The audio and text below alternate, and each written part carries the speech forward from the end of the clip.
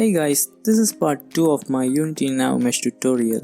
If you haven't watched part 1, I highly recommend watching that before this video. Link is in the description below and in the iCard. So in the last video, we have discussed how we can quickly set up a navigation mesh in Unity and how to make multiple agent types and move agents using NavMesh generated using them. So in this video, we're gonna discuss how we can generate OffMesh links and NavMesh obstacles. This will be a quick video, so without any further ado, let's jump into the implementation part. Okay, this is the part where we left in the last video.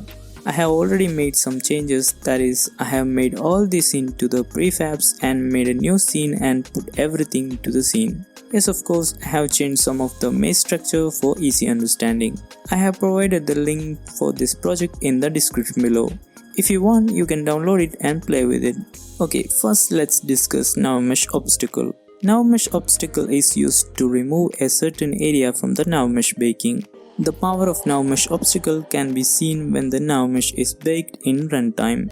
I'm not showing runtime baking in this video, maybe I'll do it in future someday. Okay, now let's bake some NavMesh. Go to navigation and hit bake. Make sure every non-moving objects are enabled static before baking. As you can see now, the NavMesh is generated in the maze. What if we want to remove some part of the mesh from the NavMesh? For that we use NavMesh Obstacle. Simply make an empty game object and attach NavMesh Obstacle to it. Here you can change shape of the obstacle, choose box or capsule, change the size and pivot point. And to make it remove NavMesh in the area, tick carve. I'm setting some values here and placing it in the NavMesh. As you can see, the part of NavMesh in that area is deleted. Try hitting play. Now our character is not going through that area. Instead, it takes a round path. Cool. The main use of this component comes when in real-time baking situations. In those cases, the AI can avoid moving obstacles or obstacles that is spawning while game is played. Powerful tool if used properly. Next, let's discuss OffMesh Links. OffMesh Links are used to make pathways between two disconnected navigation meshes. You can directly generate them by selecting all the static game objects and go to Navigation, Objects and tick OffMesh Links. Or you can make custom OffMesh Links. I'll talk about that in a bit. Now let's inspect what OffMesh Links can do. Check OffMesh Links and hit bake. No changes. It's because we didn't set drop height and jump distance. I'm putting 5 in both slots and hitting bake.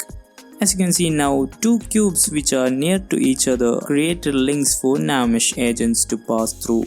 To test this, I am placing our player top of one cube and placing target on other cube. Now hit play. You can see now our player passed through the NavMesh link. Cool. You can try putting different values in drop height and jump distance. When I gave 10 instead of 5, some more OffMesh links generated in that place. I'm putting our target on the ground and hitting play. Now our character took a jump through the link to the ground and reached the target. Very cool. What if we want our character move back to the top of the cube? Let's place our target on the top and place our player on the ground. And hit play.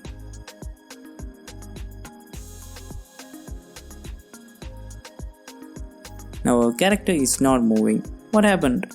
If you zoom in the OffMesh link the player is supposed to go through, there you can see it only supports one directional passing.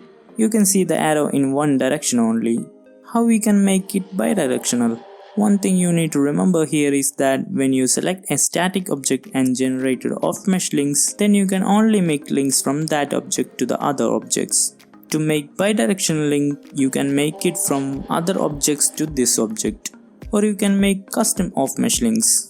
To create that, we need to specify two positions which are start and end positions of this link.